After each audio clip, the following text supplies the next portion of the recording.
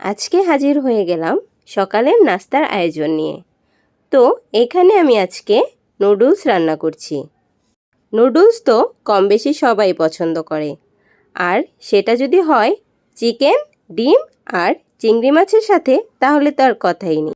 আমার হাজব্যান্ড একটু সময় পেলেই বলবে এই নুডলসটা আমি রান্না করে দিতে। তার নাকি আমার হাতের এই নুডলসটা খুবই পছন্দের। তাই আমিও সুযোগ পেয়ে যখনই সে অফিসে যায় তখনই এই নুডলসটা তৈরি করে দিই। আর যেদিন অফিসে যেতে দেরি হয়ে যায় সেদিন সে টিফিন বক্সে করে হলেও এটা নিয়ে যাবে।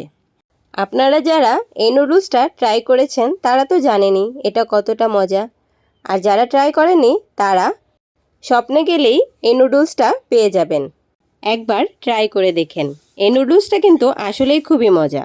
যারা চাউমিন পছন্দ করেন কিন্তু সবসময় রেস্টুরেন্টে যেতে পারেন না, তারা বাসায় একবার ট্রাই করে দেখবেন, আর রেস্টুরেন্টে যেতে ইচ্ছে করবে না। আমি যেহেতু সবজি খাই না, তাই আমি এই নুডলসটাতে সবজি দিলাম না।